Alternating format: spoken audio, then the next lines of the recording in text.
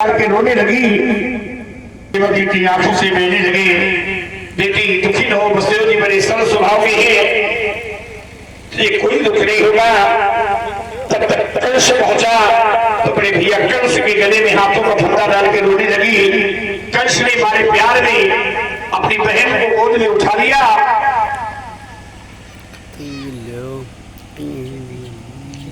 गोदी में उठा लिया और महल के बाहर दीपमान सोने की जगह रथ में बिठा लिया।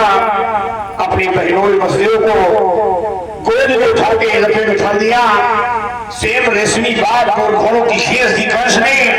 आगे आगे कंस का रथ पीछे बुली बोले रही है।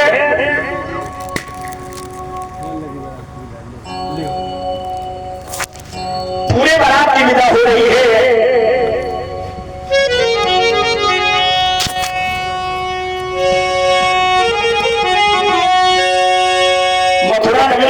उसमें जब पहुंचा तो आसमान से बड़ी तेज धड़ाके की आवाज आई। आवाज के साथ आकाशवाणी होने लगी, अरे कंस, जिस प्रेम को तुझे प्यार से निभाया जा रहा, इसी देवकी के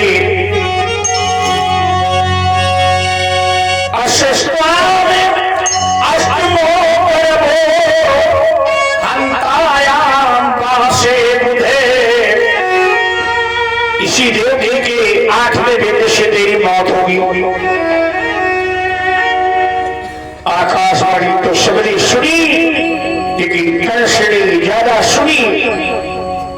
सुदेव के तेरे राजन परिषद रश्मीन है आराम जगराहा, रेशमी बाग और घोड़ों की फेम दी कंस ने, और कम पानी में हिंद निकाली म्यांग से नंगी तलवार। देवकी की ओर देख के गरज के बोला, अरे देवकी सुन रही है, आसमान से आवाज आ रही है, तेरे 8वें बेटे से मेरी मौत। आज मैं तुझे जीवित नहीं छोड़ूंगा। बाल पकड़ के देवकी के रथ के नीचे गिरा दिया। विदाई के समय अभी आंखों के आंसू सूखे तक नहीं है। कंस के चरणों में आके बड़ी तेज रोने लगी। न रहेगा बांस, न बजेगी बांसुरी, जब तुझे ही मार देंगे तो 8वां बेटा कहां से आएगा। तलवार गर्दन पर चलने वाली थी, बसदेव बीच में खून पड़ी। ये होता है पति पत्नी का स्नेह प्रेम। अभी अपने घर भी नहीं ले जा पाए, बीच में खून पड़े। तलवार की धार पर हाथ रखे बोले, ऐ बहादुर कंस, ये तो क्या करने जा रहा, कि अपनी बहन पर तलवार चला देगा।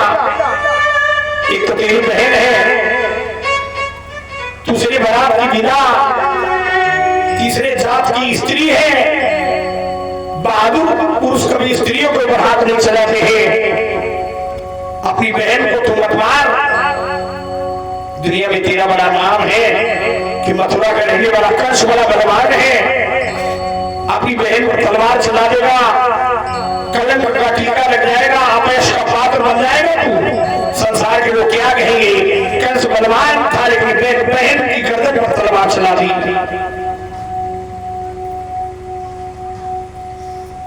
लो मैं प्रतिज्ञा करता हूं, तुम्हें देवकी की 8वें बेटे से आकाश बड़ी हुई है, तो लो मैं प्रतिज्ञा करता हूं, पुत्रान समर्पये शिष्या, ये तो जितने देवकी के बेटे होंगे सब तुम्हें दे देंगे। मृत्यु में जन्म बताम वीरो देहे साजायते, आपके बाप शतान देवा मृत्यु में प्राणी नाम ध्रुव माने सत्य। जो आया है सो जाएगा अवश्य एक दिन, जो पैदा हुआ वो मरेगा अवश्य एक दिन। इसलिए अपनी बहन को मत मार। कंस बोला, तुम बड़े ज्ञानी ध्यानी बनते हो, पहले देवकी की सीता नाम, फिर लगे हाथ तुम्हें भी नहीं छोड़ेंगे। तलवार चलाने नहीं दे रहे हैं। देवकी की जितने बेटे होंगे सब तुम्हें दे देंगे, लेकिन यतस्ते भय मुक्त तो। इन्हीं शब्दों से तो बसदेव सत्यवादी कहलाए। ये तस्वीर है मुक्तितम, यानी जिस 8वें बेटे से भय है उस विषय में हम भी कुछ नहीं जानते हैं। कहने से बोला ठीक है, देवकी को नहीं मारेंगे, लेकिन जब तक आठवां बेटा नहीं होगा तब तक किस्म बेटी देनी पड़ेगी, और जब तक आठवां बेटा नहीं होगा तब तक दोनों को मेरे जेल खाने में रहना पड़ेगा। बोलो दोनों शर्तें मंजूर है? देवकी की ओर देखकर बोले क्या करें देव, दोनों शर्तें मंजूर कर लेके आ। देवकी बोली आर्य पुत्र दोनों शर्तें मंजूर कर लो। बुद्धिमान दुनिया में कौन जो आई हुई आपत्ति को बुद्धि के द्वारा टाल दे। आठवां बेटा होगा तब तक शायद भी समाप्त हो जाए। दोनों शर्तें मंजूर कर ली। समय बदलते देर नहीं लगती है। अभी तो अपने बहन बहनों को बड़े प्यार से लगाया जा रहा था, और कैसे आवाज लगाई सिपाहियों हथकड़ी मेरे ले आओ। बसेव के हाथों में हथकड़ी पाँव में मेरी, देवकी के हाथों में हथकड़ी पाँव में मेरी डाल के घसीट के मेरे दोनों जेल के खाने में डाल दो। बस देव के हाथों में हथकड़ी डाली जा रही है। देवकी की आंखों से आंसू बहने लगे। अपने भैया कंस के चरणों में जा लिपटी, भैया पूरी तलवार मेरे गर्दन पर चला दे, लेकिन के हाथों में हथकड़ी मत डालो।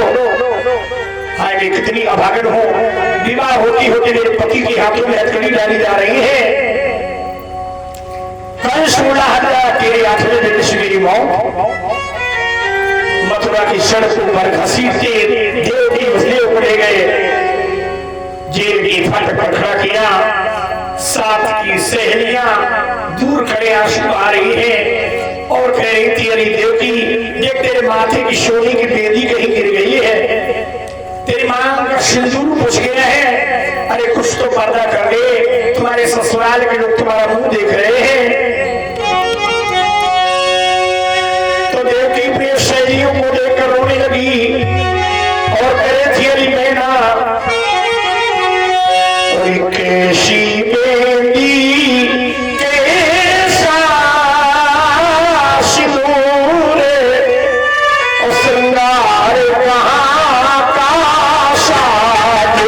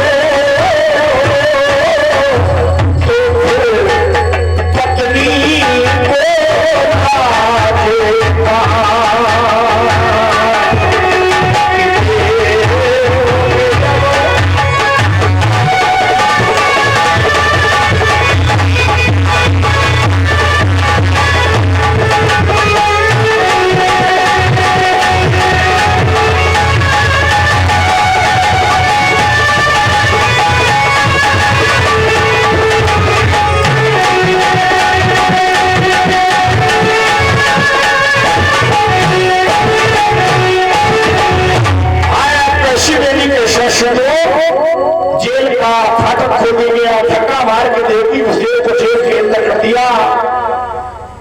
कागज का शेर देख के डर जाने वाली देवकी जेल की काली काली दीवारों को देखा तो पत्थर की दीवारों से उसका सर तोड़ने लगी। ए प्रतिभूमि तू फट जा, देवकी उसी में चली जाए। अब ये दुख देखा नहीं जाता है।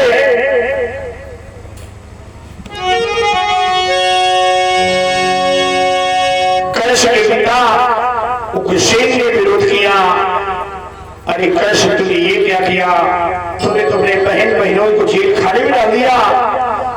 कंस बोला तुम जिंदगी भर जियोगे तो हम राजा कब बनेंगे। अपने पिता को भी मथुरा की गद्दी से उतार के हथकड़ी मेरी डाल के अपने पिता को जेल में डाल दिया।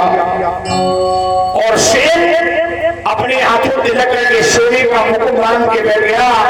आज से मथुरेश हम हैं इस नगरी के राजा। घोर अधर्म की आवाज रही, लेकिन किसी की हिम्मत नहीं पड़े जो कंस के आगे कोई बोल दे। सुखदेव जी कहते राजन परीक्षित,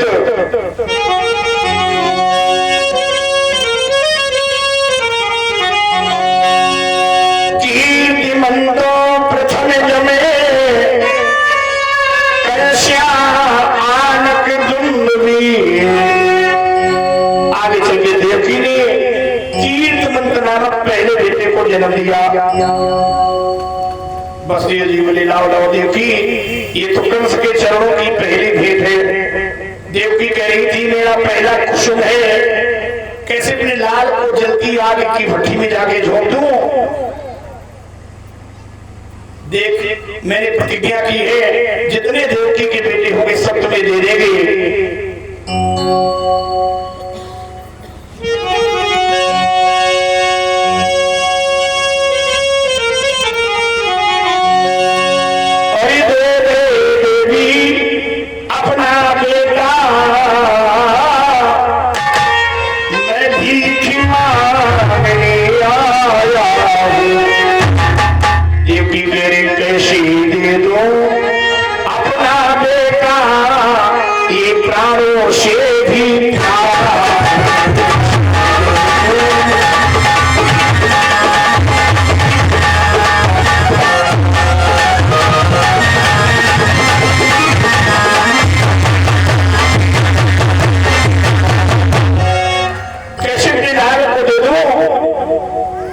जबरदस्ती देवकी की गोदी से वसुदेव ने बच्चा खींच लिया।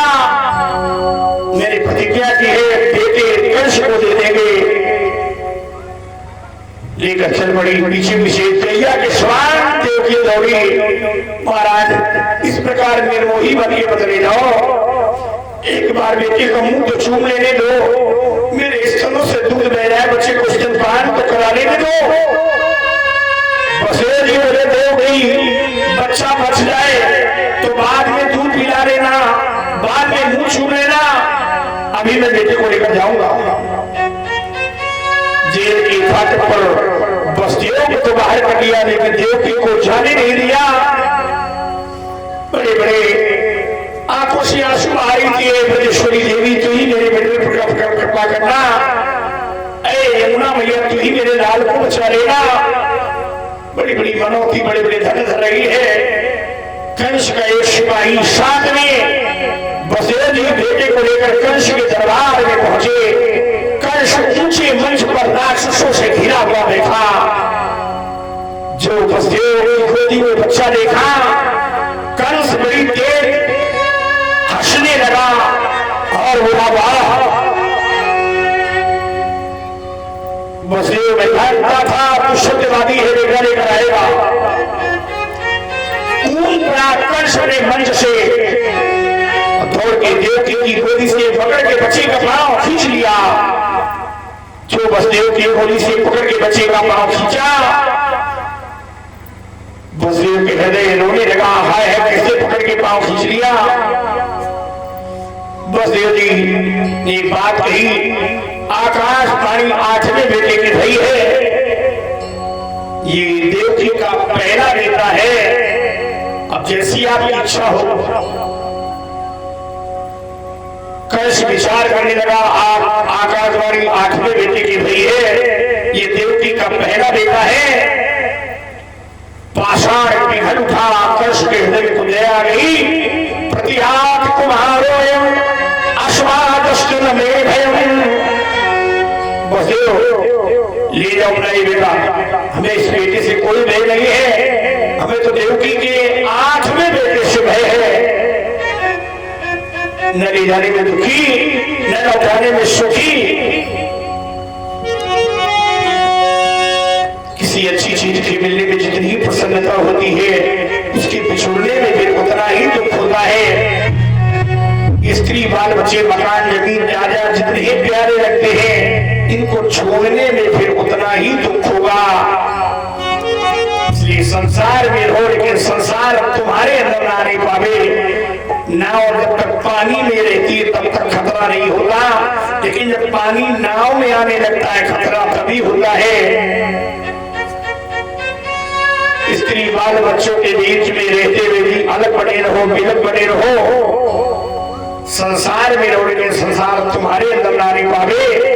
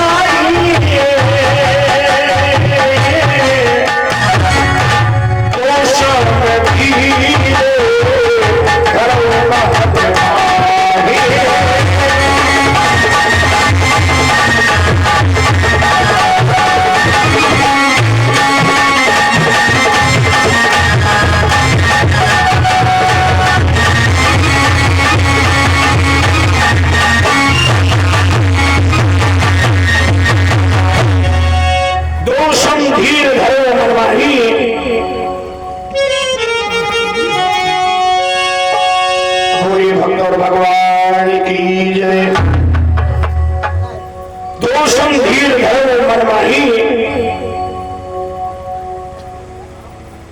लेकर आए। देवकी की गोदी में बच्चा ले लिया, गोदी में ले लिया। लाला हमारा बच्चे का मुंह छू गया होगा, बार बार बच्चे का मुंह छूने लगी, स्तनपान कराने लगी। बसदेव जी पास में देखे, देवकी कह रही थी मेरा भैया इतना कठोर नहीं जो भाई लड़का मार डालेगा। बसदेव बोले ज्यादा तारीफ न करो, दोबारा कहो फिर बुलवावे। नारद मथुरा को चले,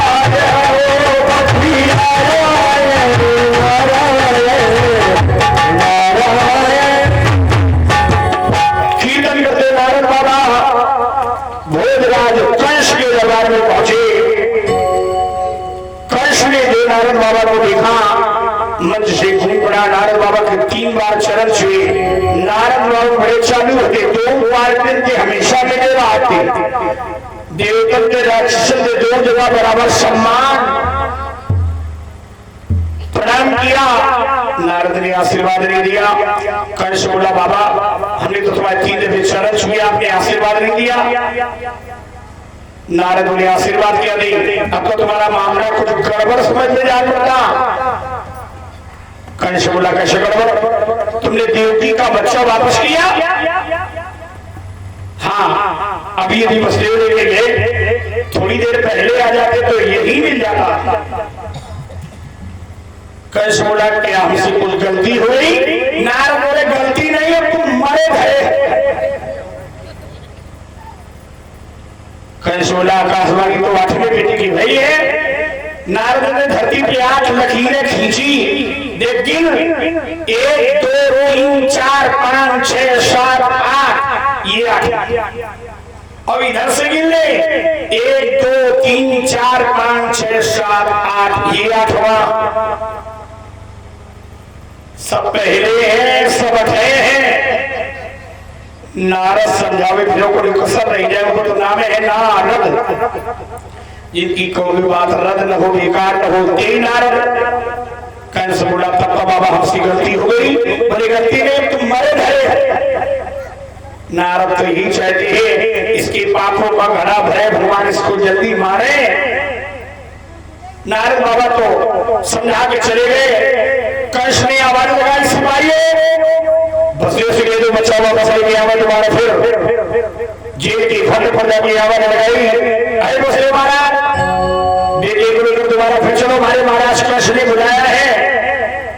देवकी की कानों में आवाज पड़ी, देवकी का सारा शरीर कांप उठा। हाय दोबारा क्यों बुलाया? देवकी के मन में कोई कहने लगा, देवकी अब तेरा बेटा नहीं बचेगा। माँ अपने बेटे को स्तनपान करा देती है। माँ अपने बेटे को स्तनपान करा देती तो बेटा अपनी माँ को पहचानने लगता। हाल का पैदा बच्चा अपनी माँ देवकी की मुंह की ओर देख रहा था। मानो मूक भाषा में बच्चा अपनी माँ से प्राणों की भीख मांग रहा है। कह नहीं पा रहा, लेकिन मानो कुछ कह रहा है। क्या? माँ तुम मुझे अपनी गोदी से छुपा ले, गले से लगा ले कि आज मेरा कोई नहीं। माँ तुम मुझे अपने सीने में छुपा ले, गोदी से लुका ले कि आज मेरा कोई नहीं।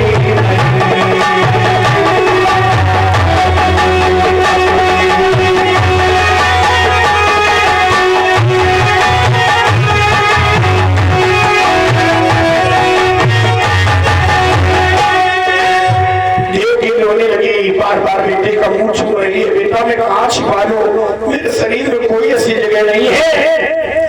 बसदेव जी बोले देख देव की वही बात आ गई। दोबारा कंस ने बुलाया, ला मेरी गोदी में दे बच्चा, मैं लेके जाऊंगा। देवकी कह रही थी महाराज अब की बात तुम बच्चे को लेकर नहीं जाओगे, मैं स्वयं बेटे को लेकर जाऊंगी, भैया के चरणों में डाल दूंगी, स्वयं भैया के चरण चूम लूंगी, बच्चे के प्राणों की भीख मांगूंगी, जरूर मेरी गोदी में डाल देगा। आज ही सोच के देवकी चल पड़ी।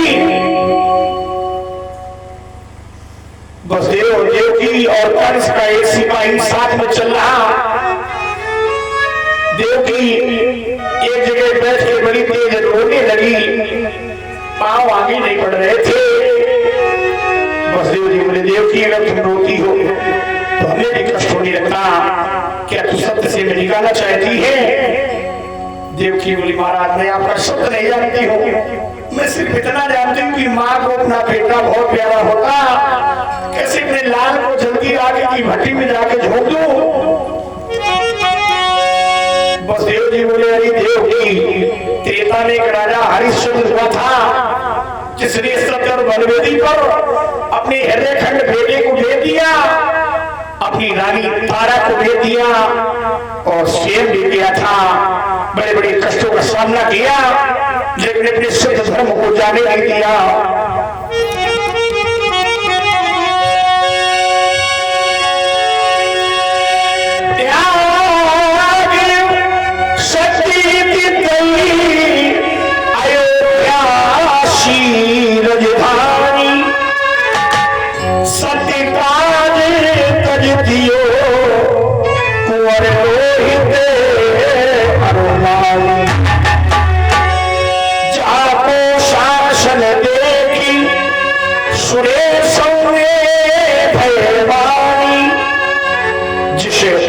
हरिश्चंद्र का शासन देकर इंद्र आधा सिंहासन खाली कर देता था बराबर बैठने के लिए।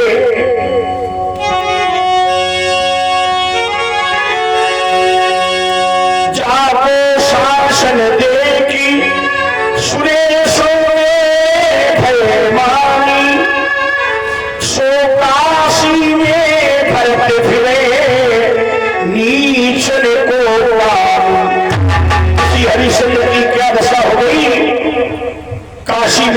कालू जमादार के सौमित्र में मरघट पर पहरा देने लगा था, नाम तक बदल गया था। लोग नहीं जानते कि हरिश्चंद्र अयोध्या का राजा है। हरिया हरिया लोग कहने लगे थे। मरघट पर पहरा देने लगा था हरिश्चंद्र। शाम को कालू जमादार के पांव भी दामता था हरिश्चंद्र। बड़े बड़े कष्टों का सामना किया, लेकिन अपने सत्य धर्म को जाने नहीं दिया। बस हरिदेव की सियुदधि चे हरि चंद्र हरि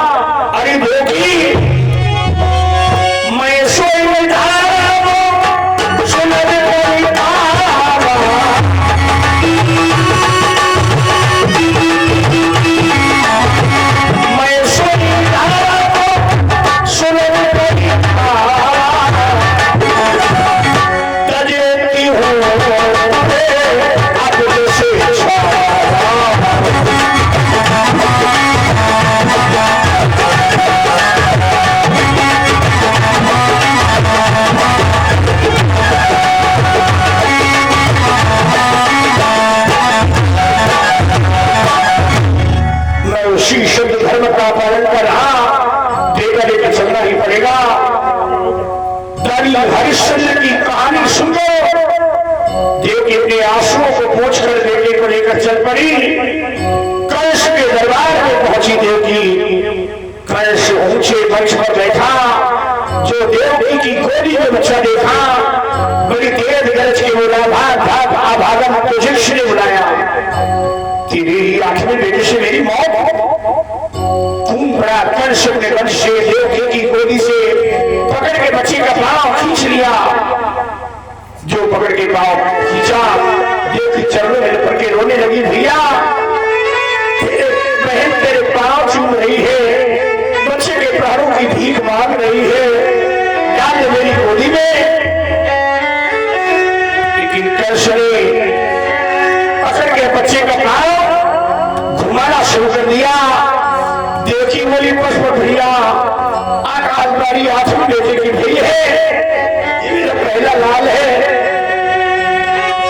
मेरे दिल के टुकड़े को भैया न मारो, इसे मार कर के क्या मिलेगा।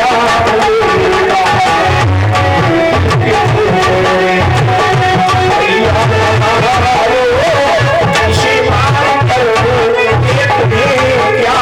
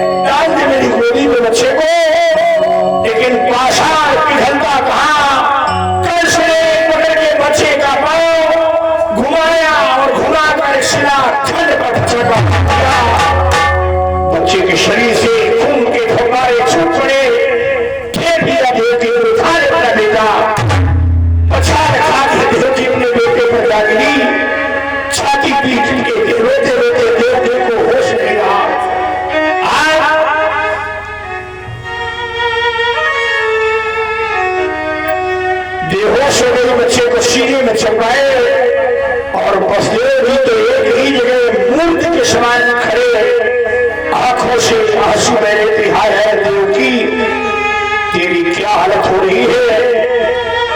कंसमणि देव हंसने लगा, आवाज लगाई, सिपाहियों इसे घसीट के पुनः मेरे छेड़खाने में डाल दो। देवकी को जब होश आया तो जेल में पड़ी थी, बसदेव के पास में रहते। आज देवकी अपनी पेट की ओर देखकर रोने लगी, कहा मेरा बेटा चला गया। मुझे बतला दे मुझे, अरे कोई मेरी गोदी का लाल कहाँ चला गया मेरा बेटा। बसदेव जी शांत बना बढ़ा रहे थे। देखी एक दिन आपत्ति मुसीबत हर व्यक्ति पर आती है, विपरीत परिस्थितियों में भी जो धैर्य को नहीं छोड़ता वही सबसे बड़ा सूरवीर व्यक्ति कहलाता है। एक नहीं, दो नहीं, तीन नहीं, शालीन कंस ने इसी तरीके से देवकी के 6 बेटे, 3 दिन के बारे हैं 6 बेटे।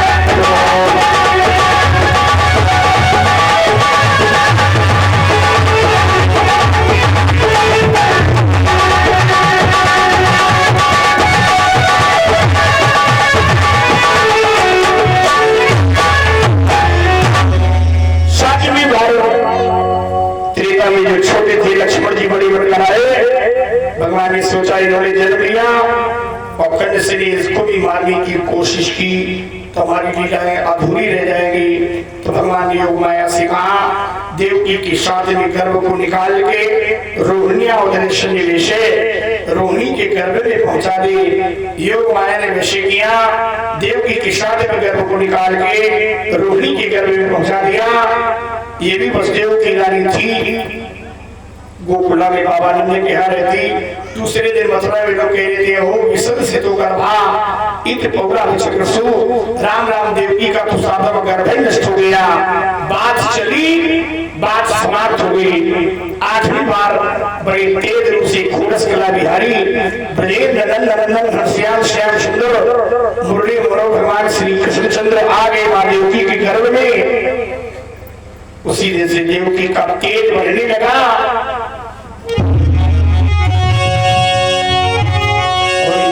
दिन ते हरि और भई आए, जा दिन ते हरि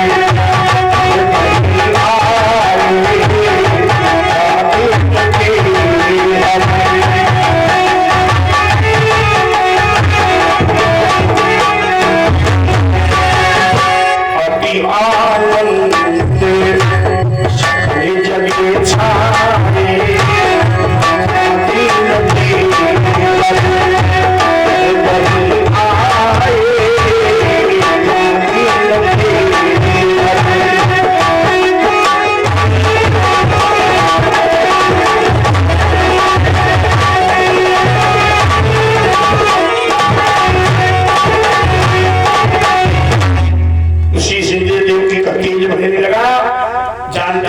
का जन्म कब हुआ?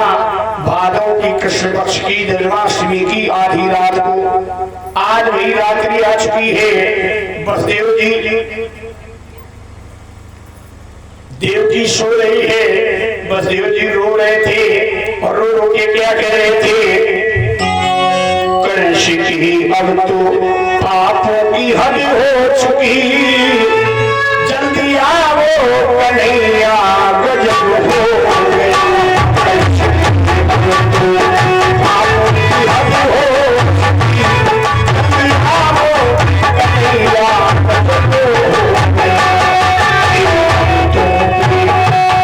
Yeah.